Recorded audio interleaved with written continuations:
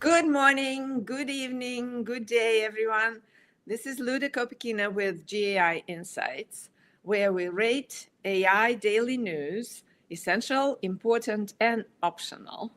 Today, I have a full house of our wonderful experts. I have John, Tim, Adam, Paul, and Ankash, who is our wonderful announcer and the person who is getting us all these articles, sourcing the articles. So let's start. And by the way, you can follow along, and the articles are on our website, GAI Insights /articles. So let's start with the first one. Ankash, please.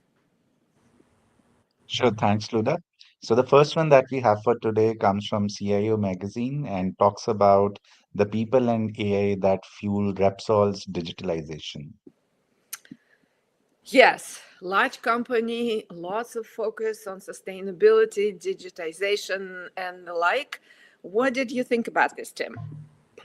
I think this is an optional read. It's a a light article. There's not a whole lot of data in here, and so it's really more descriptive of what these folks have done. And so it's interesting a little bit from an organizational perspective. They've been very aggressive in all digitizations before generative AI and now with generative AI. It sounds fine, but there just really isn't much in the way of detail here. It's just totally descriptive. So I can't really recommend it beyond saying it's a light and interesting article. So I would say optional. Yeah, I think it went through legal. We had a similar case yesterday that went through legal and ended up being Yeah, is this the one that also I have to go back and look? Is this the one that talked about saving 4 hours or something or is that another one? Yeah. I think it might have been this one. Okay, so which was not much, by the way. 4 hours out of an 80-hour work week isn't a lot. Yeah. Even across a big organization. It's a little bit. It's better than nothing, but it's not huge. Optional rating here. Adam, what are your thoughts? I was leaning towards optional, and then a fair way through it, it actually started to give some decent metrics, and they're buried in there a little bit, but they do talk about what they did with their Generative AI Competence Center, the Copilot M365 project, and an average savings of, it was 2 hours a week or 96 hours per year per employee. Right. That was what I was saying. The quality of the increase in the quality of the deliverables. I mean, it has some quantifiable numbers. Yeah. And I wouldn't brag about them, though. I have to tell you, Adam. What's that? I wouldn't brag about them. 2 hours out of 80 is 1/40th is 2.5% productivity. It's okay. It's better than zero, but it's not anything like most people have been citing. If I'm an executive at a company that's trying to find a little more ammunition, I want articles from CIO.com that are talking about multinationals that are getting 2.5%. Yeah, because that's gonna be what I can use to justify the spend for the pilot, right? So for that reason, I thought it was important. Otherwise, Tim, I could not agree more. I was on the fence, but maybe what we call that lower back pocket potentially. Yeah. Yeah, I'm somewhat with Tim, with Adam, Tim here, because I think CIOs are looking for like this very cohesive effort across the board with data, with organizational structures that can carry this effort forward, right? Not just a one pilot. So in that sense, the article is quite broad, talking about how they did it and what they're doing organizationally. I like that piece of it. John, what did you think? I was definitely optional. I thought that the whole thing, I just thought the same thing Tim did. It was yes, it was documented. It was kind of wasn't that impressive. Didn't have a lot of technical details. So I thought it was a relatively weak case study. Okay. Paul, agree with optional? I agree with optional. One thing, though, I know we get so many requests for use cases. I was with a CIO this week, a public traded company, and they are desperate for use cases here. I think one thing we may want to consider is even rating these use cases. this is a 10 out of 10 or 4 out of 7 or Yeah. something. But Or I think we should use the back pocket methodology. So this is lowest back pocket. lowest back.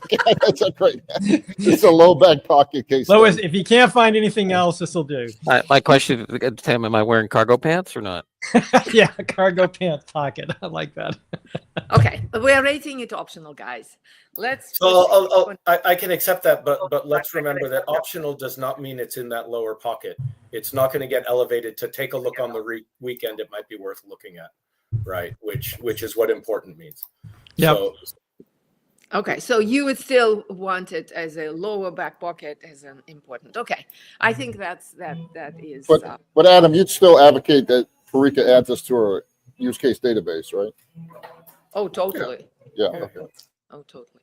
Okay, so we'll rate it as important, but it wouldn't be the top of news. Okay, important, but don't bother reading it. Let's go on. Okay, the next one comes from Perplexity. So they have open sourced R1 1776, which is a version of DeepSeek R1 model, and it has been post-trained to provide unbiased, accurate, and factual information. Yes, so they cleaned out all those canned responses from the Communist Party. So what did you think about this, Adam? First of all, I'll start by saying, Luda, actually, that they didn't clean it out. And I'll explain, because I did a little research. I didn't know about the ways sort of in post-training that you can remove bias from systems. So I looked into it a little more, but this is really interesting. And if people are looking at how they can leverage something like DeepSeek as an alternative to OpenAI, it could be considered important that Perplexity has made this available, mostly because of the way they've quantified the decrease in the bias. That can give people confidence. It's still open source and open weight, as I understand it. So this is a great option. I'd probably consider it an important piece of news, so people are aware that this is available. What I looked deeper into was whether Perplexity's model is the only one out there that is a DeepSeek that had bias removed, and that's where I went down this rabbit hole. So DeepSeek is using post-training as opposed to obliteration, which are the two methods of removing bias after the training itself. And what you were talking about, which is blowing away these guardrails, that's the obliteration method that other models have used in the past to remove the bias. And what they do is they basically say, the model has been trained not to talk about something. We'll just tell it, like, get rid of that rule, basically, as opposed to in this case where they actually curated a large set of additional data and information about those topics and then used reinforcement learning to give it additional post-training education effectively on those topics. So for that reason, they have a much clearer sense of how much of the information they've provided has the model actually taken, versus this sort of rough idea of we're going to try and blow away guardrails and look, now it can answer the questions. So it's an interesting approach. It is novel, and for people who are looking for an open version of DeepSeek that can answer questions, particularly about the CCP, then it's probably good to be aware of. Very good summary. Thank you, Adam. So you're putting it as important. What do we On guys? the fence, honestly, important or Yeah. optional. I'm on optional. Bias is so tough, right? Your bias is my truth. It's really a tricky issue. Yeah, And, but how also, important that thing is, right? If you are looking for a very powerful model that is very cost effective, and you don't really care about these particular areas, this is now the model. It's open source here, so, and open weights, and it has this plus so that it wouldn't go off the deep end on this topic. So I just think this is a very good option, no? But who's going to be using it? I mean, I don't see companies yet buying these licenses for employees. So maybe the individual use cases at employees who are doing research. Maybe I think that's the case you're making, Luda. Startups. I think. Yeah, I think I was sort of on the fence. I think this is a really smart move on Perplexity's part, because what they did was they learned a whole lot about reasoning models. That's the real big step up here for Perplexity. as now they've had experience at fine-tuning a reasoning model. I agree. I think the jury is still out. Remember, these are still very early days. Free is just such a good price that, like ChatGPT, that everybody uses whether their company allows them to or not. This is going to be very tempting for people because, you know, O1's 200, O3 is $200 a month, and if your shop doesn't have it, they're you know, it's one thing to get Copilot, it's another thing to get O3, and there could be a lot of attraction to model like this that's open source. So we'll see. But yeah, I think I was sort of on the fence between optional and important on this one. Okay, John, what do you think? Let's try to figure. Yeah, I was going to give it an optional. I do think it is useful for AI leaders to understand that if a model has some inherent issues that you want to try to train out of it, you can do that. I do think it's a super smart move for Perplexity, for all the reasons you said. Startups will use it and so forth, and as well as I think some corporates. I do think it raises a massive issue in terms of I get a little worried, Paul, when you say, look, bias is, you know, it's a slippery slope. You know, what are we going to do? I actually think there is something we can do, which is there's stuff which is intersubjectively verifiable truth in the scientific method. And then there's the interpretation of that. And those are two different issues. I just think that, you know, all of us should go back and read 1984 by Orwell, which I did recently. I mean, it was so smart. And also some of the quotes from Joseph Stalin about how the United States is going to pull itself apart because of this issue. Stalin was, I think, right, but let's not go there right now. But I think this raises a massive set of ontological issues that are going to really hurt our commerce. But tactically, I would give it an optional. Yeah, but I think just to clarify, yeah, I think the easy ones. I mean, are P&G diapers sustainable? Is that the answer to that? Interpretive bias? Do I want models that? I mean, particular complexity, which is going towards advertising models. So they're going to want not to be getting into brand claims. Yeah. I think that the challenge, I think, is that what these models are doing is that they operationalize, you know, belief systems and utility systems in a way that you can now argue about because you actually reify them more. And I think that the answer to the question you just raised here, Paul, it really depends on what you put in the formula in terms of what your utility function is. You know what I mean? So, and I think that these models are going to raise that. Yeah. You know, and it's still an enormous issue too, because remember, they just took one particular topic, which was DeepSeek's censorship of certain information about Chinese government actions, right? There's a lot more stuff that they didn't address. So again, the broader issue is much more complex. Yeah. Okay.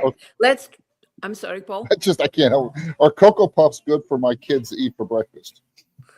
Depends. Okay. All right. Let's not go down there. We'll rate it as optional for now and proceed, please. Luna, I just wanted we beat the hell out of optional articles. That's one of our core competencies. Well, but this issue raises a lot of interesting issues. Yeah, this issue of truth. John and Tim. Yeah. I mean, you know, is Zelensky a dictator? Yeah. Did he invade? Did Russia invade Ukraine or not?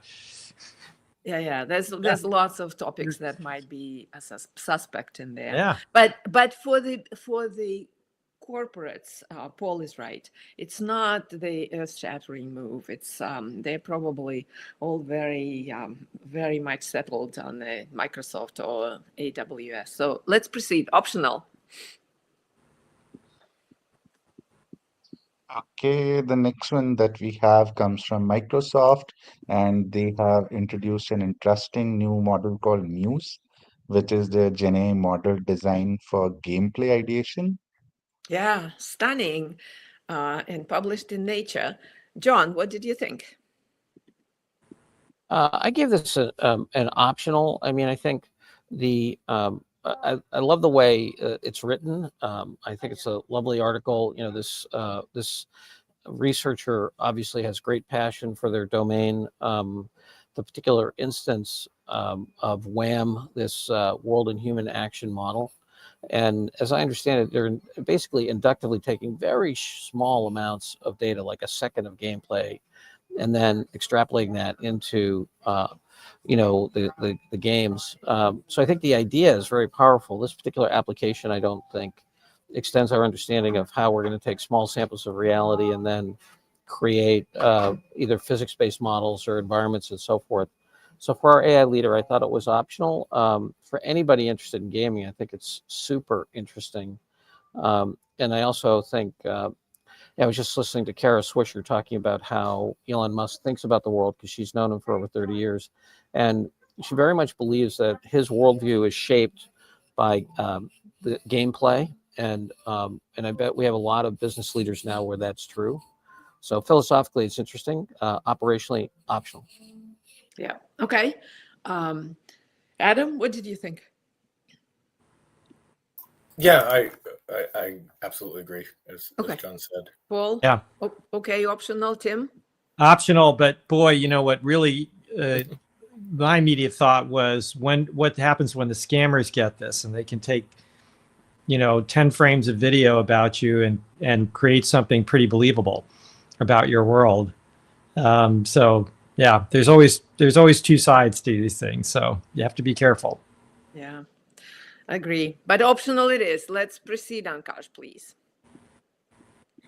Okay, the next one comes from Google, and it talks about accelerating scientific breakthroughs with an AI co-scientist. Yeah, that was very interesting. Tim, what did you think about this one? Well, again, I think this is to Paul's point. If you're in scientific discovery, and particularly in life sciences, this is essential.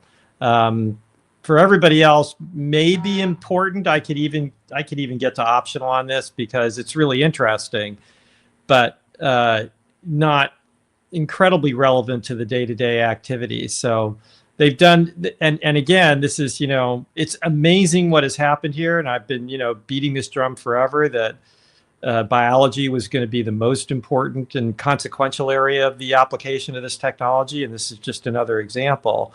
And, but it's not a huge advance across what's already been done, but it is an advance. And it's going to make drug discovery and all sorts of things go better and faster. And so it's remarkable in that sense. So for anybody in the life sciences area, and really in the broader scientific research area, because we've talked a lot about materials and other things, this could be really, this is at least important, if not essential. Okay. But for everybody else, probably optional to maybe important. Yes, but how about R&D functions in pretty much every enterprise and innovation front? As an innovation junkie, I was really very excited about this article. That's a good point. Yeah, it's a good point. Mm-hmm. So I was thinking important, if not essential. Let me make the John, case for the essential. Yeah, I'd make the case for essential. One of my favorite pet peeves is when business leaders say, let's not make this an academic exercise. To which I say, you mean an academic exercise like the discovery of DNA or the creation of the internet? Let's go. I mean, I'm all for those. Every business, to a greater or lesser degree, lives on top of scientific discoveries that drive the economics of that business. If you look at one of Elon Musk's inventions at SpaceX was the ability to do aluminum reflow welding, which allowed him to radically decrease the cost of the fuselage of a rocket because they didn't have to extrude it from a solid aluminum block, but instead they could weld together 4 pieces. And that radically changed his manufacturing economics. That's true of automobiles. That's true of lumber. That's true of drug discovery. I think that this is an essential read because there are many industries that either implicitly or explicitly live on certain assumptions about their moat that is based on science or the current way of doing things. And those, in my opinion, are now up in the air. And so I'm going to write a Forbes article on this. I think this is essential. Okay. Adam, what did you think? I was leaning a little more towards Tim, so I'd probably come out in the middle path of important. overall. For some people, this may be essential. For some people, honestly, the charts here, like this one, and the one both below it, as well as the diagram above it that keeps moving. I know you can pause it, but it's just a very hard article to digest, and it doesn't get easier as it gets down pretty deep into the science, which for an AI executive, like this, and if you just keep going, it starts getting into like all sorts of stuff. But there's probably someone within every organization that you want to give this to, right? Someone on your AI teams or something. But the top 10 average hypothesis ELO, okay, I don't know. It seemed like it was a bit much to me.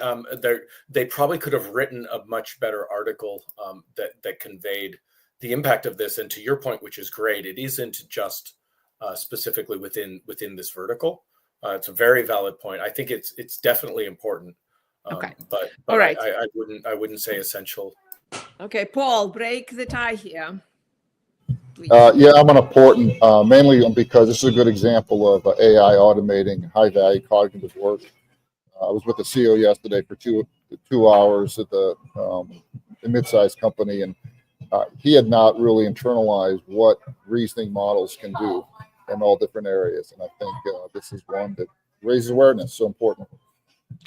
I do have to share with you a quote reported to me by Gordon Bell, who knew Bob Noyce. Bob Noyce was the co-founder of Fairchild Semiconductor and Intel. And at an Intel board meeting, apparently Bob was frustrated, and he said to the group there, he said, the scientists create all the value here. He said, all you folks in marketing and finance just move it around. I actually agree with John, but let's put it important. Feel the power, Luda. Come on, if you're ever going to do it. I think Adam has a point, John. This is channel your favorite authoritarian. Come on, there's got to be one out there. Okay, authoritarian says important. Let's proceed. Okay, the next one is about an announcement around thinking machines, which is Meera Moti's new company that she has started post leaving OpenAI. Yeah. So, Adam, your thoughts here? Yeah. So you see there, it mentions some of the researchers and engineers and builders. We've got ChatGPT Character AI, Mistral, PyTorch, Open. Like Murati is the former CTO of OpenAI, and she led their research, product, and safety. And she, along with John Schulman, who is one of the co-founders of OpenAI, and he's the chief scientist. They put together a phenomenal team, and they want to build AI that's going to be better. I think the news is optional. We'll see what they do. Definitely something to keep an eye on. But okay, yeah, good luck. Good luck. But they spell out very well written press release. They spell out the principles. I love what they're standing for. Yeah. The principles they spell out really well versus other press releases. Optional, guys. Okay, everybody or anybody. Yeah. This is, again, the aspirations are great. Commercial interests are very difficult to square with research objectives. We'll see where it goes. But this is yet another one of the early pioneer scientists at OpenAI getting $1 billion to do something. So lots of entrants coming. $1 billion. She wants $1 billion, but so far rumored to have only gotten 100 million. Also not shabby. Okay. Well, let's proceed. Then optional. Can you imagine, Paul, only getting 100 million for your startup? Only 100 million, right? That sounds good. Plumbing it. Okay, last one. What do we have, Ankash? Yes, so the last one comes from AWS, and it talks about how Formula One is using GenAI to accelerate race day issue resolution. Another AWS use case that goes in technical detail this time, but I'm not sure it does good impact numbers. What do we think about this, John? Yeah, I was going to give this an optional. I think of course, the Formula One racing area is fantastically interesting. we used to teach cases on this when we taught our MIS course about how you can instrument the car and what that means for decision support and so forth. So super interesting area. I thought that this article, as you say, doesn't give us a lot in terms of how it actually, other than saying it shrinks things that used to take as much as a week or number of days down to hours. It doesn't operationalize that in terms of any impact on managing the car, its performance, doesn't help them win races and so forth. So, I really thought it was an opportunity that was fumbled. This is a dramatic and fun and interesting idea for many of us who enjoy racing or watching racing. And, I just thought definitely optional. There is some interesting stuff about, taking continuous data and then categorizing it, cleaning it, putting it into the models and so forth. But again, nothing new there. So optional for me. Yeah, but the starvation for like Paul mentioned, people are looking for use cases in specific areas, even though this is not the best, but it is in some sense very useful. Yeah. What did you think, Tim, Paul? By the way, I'd be okay with important for that reason as a fascinating case, but it's really too bad. They could have made it so much more interesting. Yeah, in the specific real-time support of the racing day or days, right? Paul, what did you think? I'll yield to the group. Okay. Vote for sale. Okay. Yeah, I think optional is fine. It is a good technical case study. Root cause analysis is really difficult in complex systems. I think you're right. They didn't do any direct impact numbers, but the ability to fix things. This is about user experience, not about winning races. More, it seemed to me. And so they're trying to improve the user experience by fixing the feeds and things that make the F1 watchable. So it had some value in that sense. It strikes me as this is the Full-Time Employment Act for I'll say boy technologists to be really pejorative, because we love complexity and we've created this ridiculous complexity among systems, and now we need an AI agent to help us figure it out. So we've made a mess, and now we can use generative AI to help make it a little easier to figure out what went wrong, because most of the case is not about generative AI. It's just about the fact that we still look at dumps of memory data from computers the way that I did when the internet first came up, literally TCP dumps of data, just binary dumps of data. And we're still doing that 40 plus years later, and we haven't improved a goddamn thing. So if a lot of this is just about, as you said, Leah, taking the streaming data and making it a little more consumable, and then you use the Gen AI stuff to make the answers a little more professional. Yeah, so I think every reasonable use case we should mark as important, especially for the root cause analysis, because as you have done and I have done, sitting with a big team, trying to figure out what went wrong and figuring out where the core issue is a very difficult task that most leaders face in the current environments, because exactly we haven't put the data so that we can find those root causes. So I would certainly vote for important on this one. Let it be out there, and so I can support important, as I said. Yep. Okay. All right. Important it is. Let's proceed to the scorecard, please, Ankash. Any announcements, Paul, John? Yeah, tonight I'm going to be, for those in the Boston area, I'm going to be over at the Museum of Science doing the Harvard Business School Association of Boston. We have two fantastic leaders in the use of AI in cancer research and medical research in general. One is from the Dana-Farber Institute, and the other is from the Children's Hospital in Boston, but really has part of a global health platform group that's doing everything from providing medical care in Mongolia to figuring out what the advances in cancer could be for children. It's going to be so if you're interested, email me directly. I'll get you on the guest list. It's sold out right now, and it's John at GAI Insights.com, and I'll get you a seat as part of our community. But should be very interesting. Yes, thanks, John, and thanks for that very generous offer. All right, we have But two importance and the rest are optionals. Oh no, three importance, the rest are optionals. You look, wanted to say something, Paul? Yeah. yeah, just a couple quick announcements. Tomorrow at noon Eastern, we have a webinar with Seeker, which has got some very interesting, important technology to get value out of unstructured data for enterprises. Second, on Monday, our Learning Lab, Alden's going to go through an overview of all these deep research type models. This kind of AI researcher in a box. It'll be a great characterization there. And third, I appreciate everyone who's responded back to our survey on how to make this show and our daily AI newsletter better. And the number one request was more use cases. The second one was, hey, would it be really helpful if maybe once a week you guys just did a summary of all the essential articles for the last week here, because people are just overwhelmed, but they really, really value the ratings we have. So appreciate everyone's feedback. Great. Thank you very much. And thank you, listeners and participants, Lucinda, Ram, Vivek, really appreciate it. And thank you all. We'll see you tomorrow.